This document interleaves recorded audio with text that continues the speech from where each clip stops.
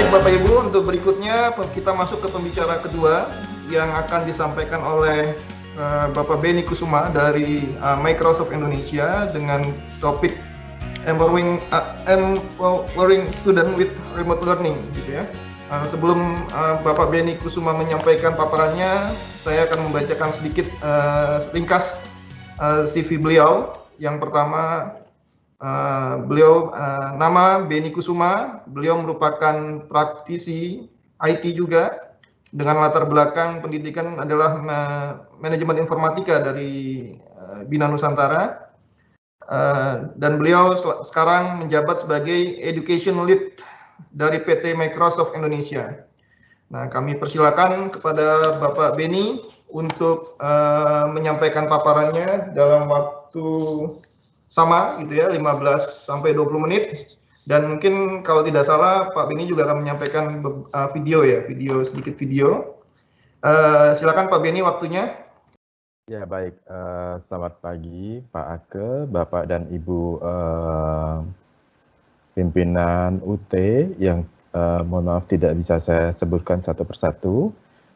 Bapak dan Ibu para peserta KSF ketiga Universitas Terbuka, serta adik-adik mahasiswa yang mungkin ikut hadir juga hari ini.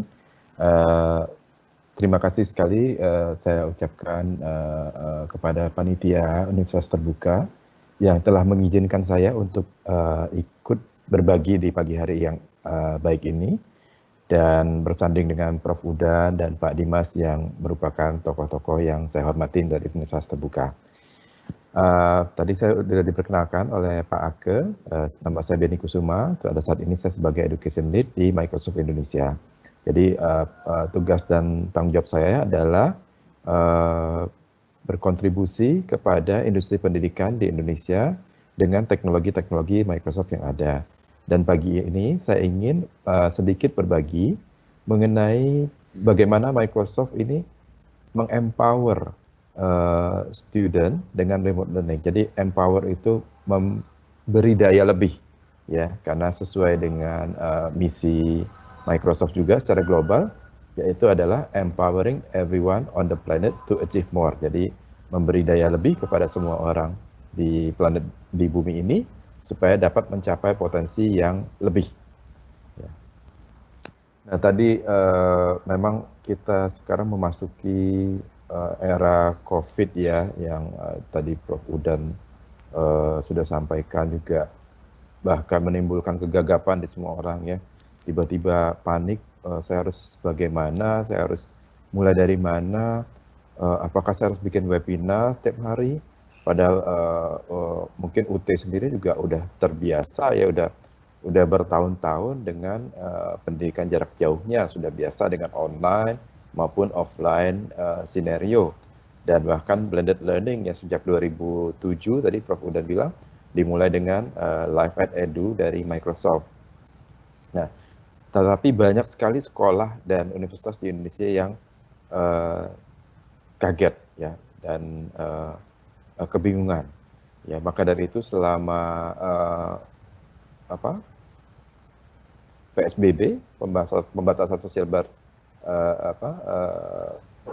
berskala besar, kami membuka sesi-sesi mulai dari tanggal 16 April ya, dan sampai hari ini juga sebenarnya masih terus berjalan. Ya, setiap hari, bahkan UT sendiri banyak mengirimkan narasumber-narasumber yang sangat berkualitas dan sangat membantu ya para praktisi di sekolah maupun universitas untuk bisa menerapkan teknologi dalam proses pembelajaran secepatnya. Ya.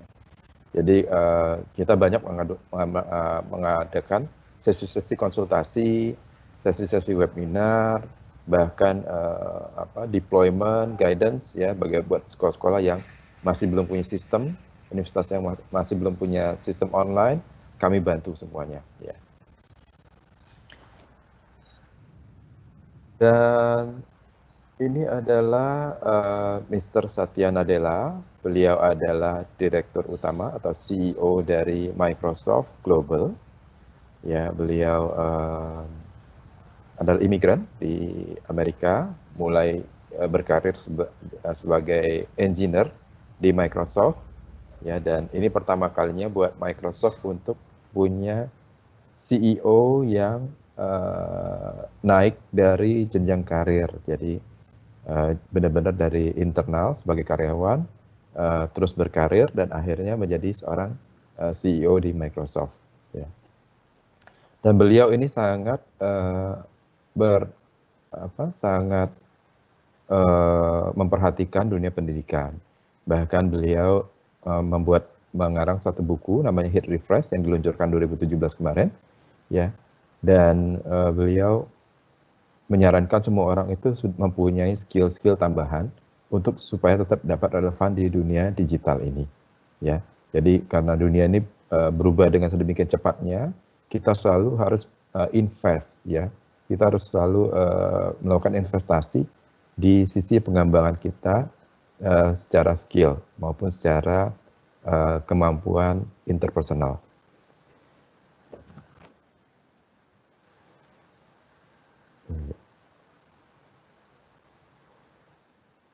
Nah, Microsoft sendiri secara global ya kami banyak sekali melakukan investasi di dunia pendidikan ya.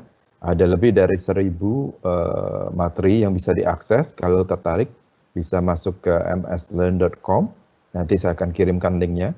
Ya, itu ada banyak sekali materi-materi pembelajaran tentang IT maupun tentang digital citizenship buat para pembelajar yang ingin memperbarui kemampuan IT-nya ataupun ingin mempelajari hal-hal baru yang mereka belum tahu, ya.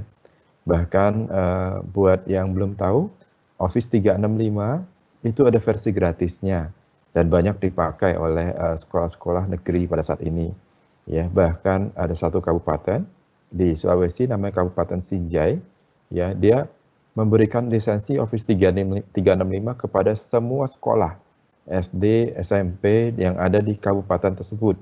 Dan bahkan mereka buat video ya tentang anak SD aja bisa pakai Office 365 katanya. Ya, padahal kita tahu Sinjai itu bukan satu kabupaten yang kaya di Indonesia dengan infrastruktur IT yang wah dan semua orang punya device yang canggih, enggak juga. Ya, tapi mereka berani melakukan investasi secara infrastruktur dan skill. Dan sebetulnya inisiatifnya udah dimulai dari sejak tahun lalu, sebelum bahkan kita tahu ada pandemi COVID ini ya. Sebelum mereka dan kita semua tahu bahwa dunia akan tiba-tiba kita harus dipaksa tinggal di rumah untuk menghindari virus, mereka sudah mulai memikirkan masa depan si Kabupaten Sinjai ini mau dibawa kemana. Mereka ingin menjadi satu kabupaten yang termaju di Indonesia dalam penerapan teknologi untuk pembelajaran, ya, supaya gak kalah sama UT nantinya katanya. Dan pastinya di masa yang sulit ini dan sangat tidak terduga ini, ya, remote learning ini bahkan harus menjadi lebih inklusif ya dari dulunya sebelum masa pandemi. Ya, inklusif itu termasuk bagaimana kita menyiapkan materi-materi online yang terintegrasi dengan sistem kita. Jangan lupa di belakang sistem yang kita akses itu banyak sekali sistem-sistem lain yang terkait, ya. Mulai nanti saya akan jelaskan lebih detail mengenai sistem-sistem tersebut. Dan bagaimana teknologi ini juga bisa menjangkau ya para pembelajar yang terkendala baik dari sisi bandwidth. Tadi saya lihat di Q&A banyak sekali yang bertanya masalah bandwidth, ya, maupun dari sisi device ya. Mungkin ada yang nggak punya laptop atau laptopnya harus sharing, kemudian laptopnya mungkin seperti anak saya ya, setelah belajar di rumah sebulan, tiba-tiba laptopnya rusak, wah panik ya sebagai orang tua pastinya. Nah, hal-hal seperti itu yang harus diperhatikan oleh universitas dan sekolah dalam menyediakan teknologi. Ya, mungkin kita sebagai pengguna, kita nggak sadar bahwa di belakang sistem yang kita pakai ini banyak sekali hal-hal yang dipikirkan ya oleh Pak Dimas dan teman-teman Pak Dimas ini pengelola IT di UT ya, yang luar biasa sibuk dan pusingnya mengelola user yang sedemikian banyaknya ya. UT ini adalah universitas terbesar ketiga di dunia ternyata. Ya, jadi luar biasa memang. Nah, teknologi yang disediakan juga harus bisa empower para dosen, para guru, dan IT staff-nya juga. Jadi jangan sampai teknologi yang dipakai ini juga menyulitkan semua orang. Wah, guru-guru kelabakan ataupun dosen-dosen kebingungan. Ada yang pakai online tools ini, ada yang pakai online tools itu, ada yang simpan datanya di uh, ada yang simpan datanya di sosial media. Dan saya lihat itu sekolah banyak sekali mengalami hal tersebut karena kekagetan ya. UT pastinya lebih siap. Tapi kalau sekolah itu ya anak kayak seperti anak saya sendiri ya, gurunya ada yang suka pakai platform A, ada yang pakai platform B, ada yang pakai platform C. Jadilah materi pembelajarannya itu tersebar di mana-mana. Sehingga pada saat mau dirangkum, mau disatukan, itu kebingungan. Ya, kalau anak saya sebagai pelajarnya aja kebingungan, saya nggak kebayang sekolah maupun universitasnya nanti menyatukan materi-materi yang tersebar di mana-mana itu bagaimana caranya, ya.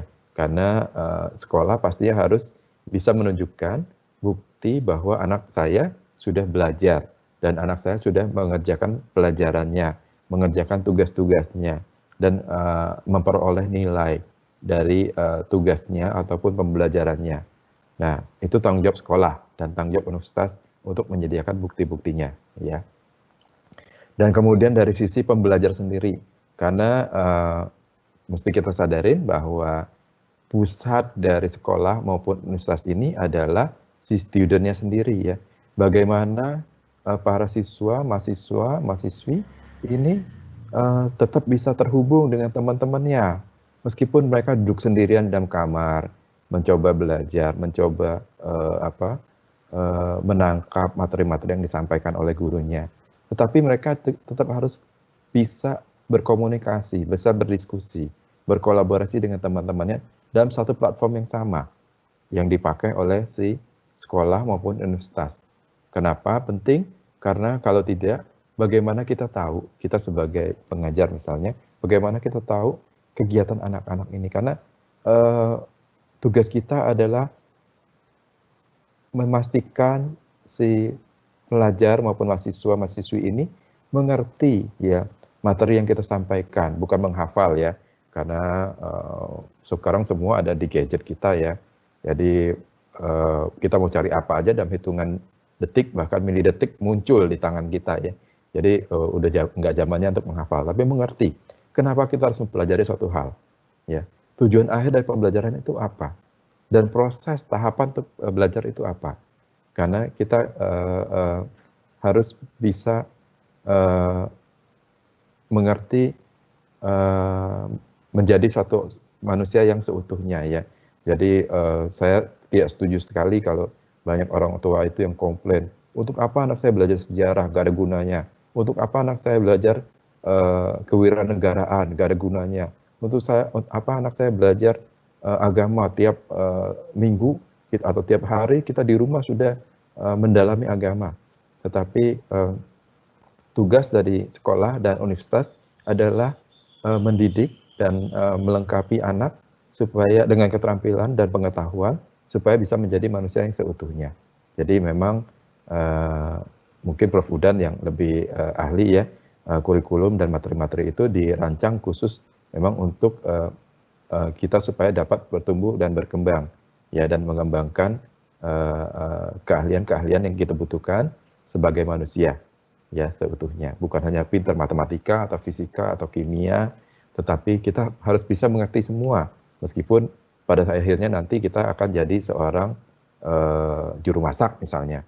Tapi juru masak juga harus mengerti matematika ya, harus bisa menghitung ya, bahan-bahannya, harus bisa menghitung harga-harga bahan-bahannya supaya pada saat dia jual, dia sajikan ke pihak lain, dia akan beroleh untung. Kalau enggak nanti dia rugi ya kalau nggak bisa matematika.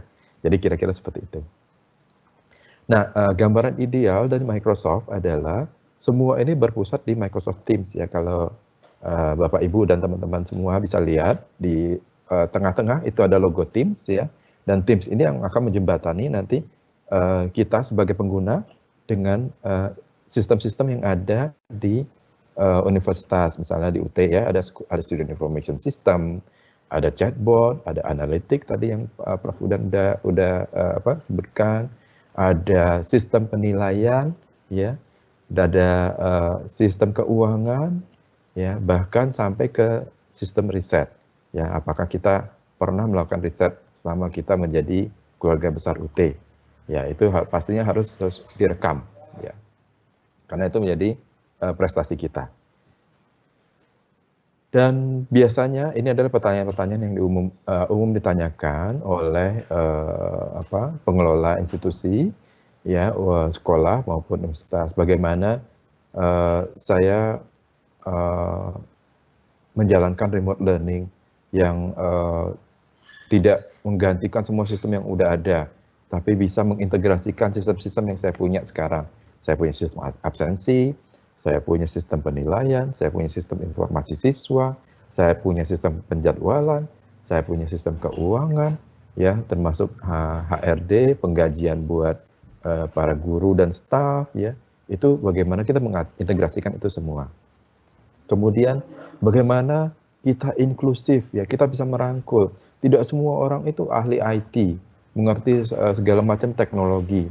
Ya, bagaimana kita menyediakan teknologi yang mudah buat semua orang untuk dipelajarin sehingga mereka tidak malah berkutat dengan teknologi dan bukan dengan pembelajarannya itu sendiri, ya. Dan juga buat orang-orang yang mungkin kesulitan membaca, kesulitan melihat dengan jelas. Bagaimana kita menyediakan teknologi tersebut. Kemudian yang kesulitan bandwidth, kesulitan device, saya cuma punya smartphone, atau saya cuma punya Android tablet, atau saya punya iPad, dan semua itu harus bisa mengakses materi yang sama yang disampaikan oleh si dosen. Ya, jangan sampai ada kasihan nanti ada mahasiswa ataupun pelajar yang tidak bisa akses karena dia tidak punya bandwidth yang besar ataupun tidak punya device yang terbaru, ya. Dan kemudian bagaimana IT itu juga bisa menjamin semua siswa dan guru itu bisa punya akses yang sama dan mengerti dan bisa memakai dengan cepat, ya. Dan ini ada 3 hal yang biasanya paling dipertimbangkan oleh tim IT sebelum meluncurkan suatu layanan kepada para stakeholder-nya di universitas maupun di sekolah, ya. Dan bagaimana juga teknologi ini membawa impact, membawa dampak positif kepada kelas kita, ya. Dan ini menurut hasil studi terakhir dan literasi yang saya dapatkan, ya. Jadi kalau dari sisi murid, ya, ternyata 81% dari sisi pembelajaran ini setuju bahwa kita lebih cocok dengan digital learning. Wah, ini udah cocok banget masuk universitas terbuka nih kayaknya, ya. Karena universitas terbuka memang sejak zaman dahulu kala melaksanakan PJJ, ya. Ya, zaman bahkan semua orang belum punya akses ke teknologi digital, ya. Dan mungkin ini juga banyak dosen-dosen UT ini yang berkontribusi, ya, karena ternyata 75% dari guru dan dosen itu juga setuju bahwa teknologi ini, online learning ini bisa membuat mereka berpikir lebih kritis terhadap masing-masing muridnya, ya, mungkin memberikan waktu lebih buat mereka karena jadi mengurangi waktu-waktu untuk traveling dan mengerjakan hal-hal administratif yang tadinya harus ditulis di kertas, kemudian dipindahkan lagi ke media lain. Sekarang semua terintegrasi, ya, dalam satu sistem, ya, tidak multiple system. Ini maaf, waktunya 5 menit lagi, Pak. Oh, siap, baik, saya percepat. Jadi dan kemudian dari sisi penilaian ternyata juga lebih baik hasilnya, ya. Dan Microsoft kami berkontribusi, ingin berkontribusi kepada sekolah dan universitas untuk menyediakan hal-hal yang dibutuhkan ini, ya. Dan tentunya sistemnya tetap harus aman, ya, secure, comply dengan standar, misalnya kayak UT tadi punya ISO ataupun standar ICDE, ya itu harus tetap comply dengan aturan-aturan yang sudah mereka buat dan compatible ya. Jadi compatible juga dengan berbagai teknologi yang dipunyai si pengguna si baik dosen maupun mahasiswa-mahasiswinya. Ya jangan sampai nanti ada yang pakai Android tablet terus nggak bisa akses, atau pakai iPhone terus nggak bisa akses, atau pakai mungkin nanti ke depan ada yang pakai teknologi dari Tiongkok yang tidak terhubung ke Google, ya itu juga harus bisa akses. Nah, bagaimana semua orang punya akses yang sama, inklusif. Ya. Mungkin saya skip ini aja karena ini adalah program-program dari Microsoft ya. Dari sisi produk pasti kami punya cyber security, program dan certification, kemudian partnership pastinya ya, thought leadership, kemudian dari sisi deployment dan adoption ya. Nah ini saya ingin perkenalkan ya, kami punya 4 pilar untuk membantu universitas ya untuk transform ke digital supaya nggak bingung kita mulai dari mana, kita apa aja hal-hal yang harus kita perhatikan. Jadi ini 4 pilar yang kami sudah rumuskan untuk membantu para pembuat keputusan di universitas dalam mengambil keputusan ya bagaimana melakukan transformasi digital. Saya nggak akan, karena keterbatasan waktu, saya nggak akan masuk ke 4 pilar ini secara lebih detail. Mungkin di lain kesempatan kita bisa membahas ini lebih detail ya. Dan ya objektifnya dari 4 pilar tersebut adalah mempunyai holistic view ya, jadi pandangan menyeluruh dan strategis ya, bagaimana melakukan transformasi, kemudian membuat visi ya dan misi yang sesuai, kemudian mempelajari bagaimana teknologi bisa diterapkan dalam segala aspek kehidupan universitas maupun sekolah, dan membuat roadmap pastinya ya, membuat rencana jangka panjang ya dalam melakukan digital transformation.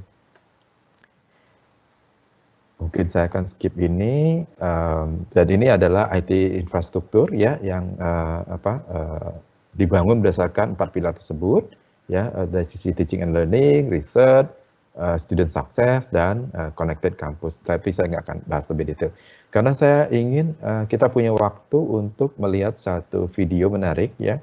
Ini dari satu profesor, David Kellerman dari University of New South Wales di Australia. Ya, profesor ini kisah nyata ya.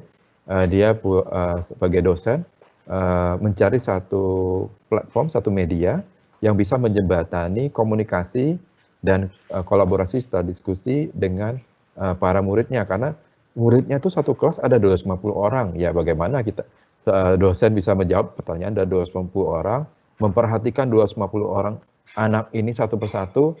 Kalau kita tidak dibantu oleh teknologi nyaris mustahil. Jadi kita akan lihat sedikit ya bagaimana Profesor David Kellerman ini menggunakan teknologi dalam membantu pekerjaan dia sebagai dosen. Ya, mohon maaf mungkin yang memiliki keterbatasan bandwidth akan sedikit patah-patah. Tapi kalau ingin mencari di YouTube ada videonya ya. Ini David Kellerman ya, DAVID Kellerman, Kellerman ya, nanti dicari aja di sana. So my name's Dave. G'day everyone. Today I'm going to talk to you about teamwork and collaboration with 500 students on and off campus. So I come from UNSW Sydney, a big Australian university. We have 65,000 students. Our engineering faculty has 17,000 students. That makes just our engineering school bigger than the whole of Stanford University.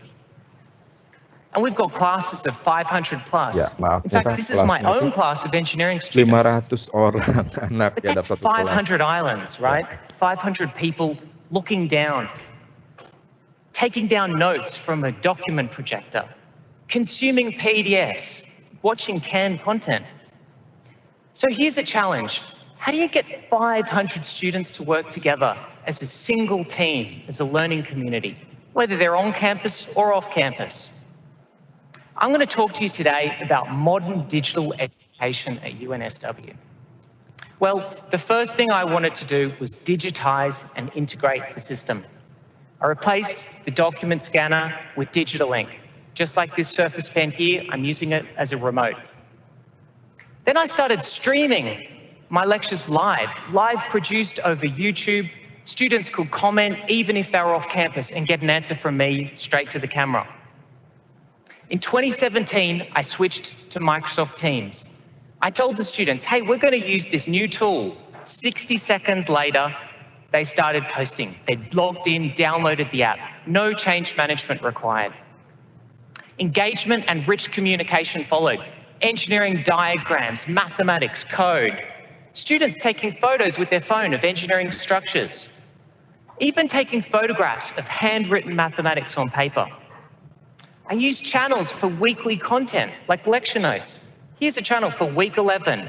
Tabbed the week 11 notes, and there it is. But this is more than just aggregation of material into one place. It also creates a data schema, and you'll understand that in a minute. I could embed and share my OneNote using Class Notebook right into Teams.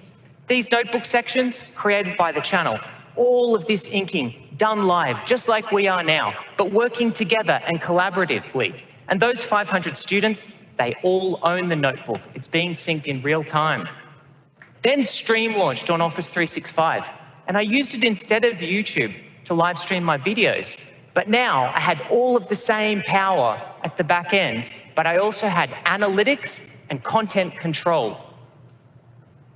I could even embed lecture clips inside the OneNote notebook, inside Teams, all in a single login experience.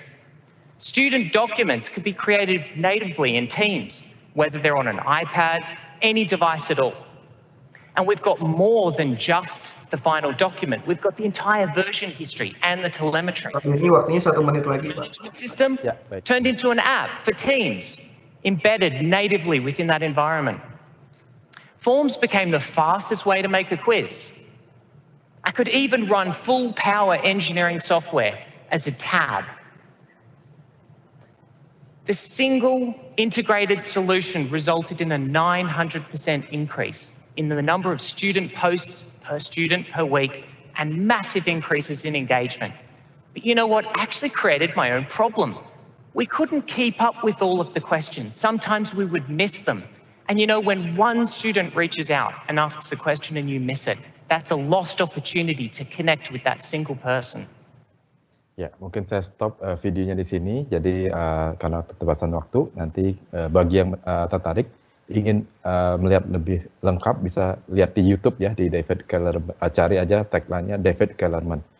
Dan hal-hal yang menarik ya, kalau kita lihat tadi kelasnya luar biasa, ada 500 anak dalam satu kelas ya. Dan menurut dia itu ada 500 pulau artinya ya, masing-masing punya pemikiran sendiri, punya kemampuan sendiri dalam menangkap materi, punya pertanyaan, punya kesulitan, dan bagaimana dia mengintegrasikan 500 pulau itu dalam satu platform ya, dan merekam itu. Jadi minggu per minggu apa yang dipelajarin, apa yang didiskusikan semua ada catatannya. Dan semua orang harus punya kesempatan yang sama. Bahkan tadi sebelum saya pause, dia menyatakan kalau kita melewatkan satu pertanyaan aja, itu adalah satu loss, satu kehilangan ya, kesempatan untuk membuat anak ini menjadi lebih baik. Jadi memang luar biasa Profesor David Kellerman ini sangat memperhatikan mahasiswanya dan sangat punya passion yang untuk membuat orang-orang untuk menjadi lebih baik ya. Mungkin karena keterbatasan waktu, saya kembalikan forum ini kepada Pak Ake sebagai moderatornya. Terima kasih semua, mudah-mudahan apa yang saya sampaikan pada pagi hari ini dapat bermanfaat buat Bapak, Ibu, dan teman-teman semua. Terima kasih. Terima kasih Pak Benny Kusuma dari Leeds Microsoft Indonesia atas paparan yang sangat menarik ini. Di awal tadi kita dapat perspektif dari pengguna gitu ya, Prof. Udan tadi menyampaikan paparannya. Lalu Pak Benny Kusuma menyampaikan tadi poin yang penting saya catat di sini adalah bagaimana memfasilitasi pembelajaran itu secara inklusif, gitu ya. Inklusif dalam konteks ini adalah bagaimana bisa memberdayakan pembelajar, mahasiswa, student dan dosennya, dan sehingga proses pembelajaran itu dapat berkualitas dan perlu juga mempersiapkan ya, transformasinya gitu tadi, transformasi yang terkait dengan proses pembelajaran gitu ya. Jadi Microsoft itu memfasilitasi gitu ya bagaimana perguruan tinggi atau lembaga pendidikan jika ingin melakukan transformasi dalam bidang pendidikan. Nah, itu ada beberapa tadi pengalaman dan aplikasi yang Microsoft sediakan dan bisa diakses, gitu, baik yang gratis maupun yang berlisensi. Gitu.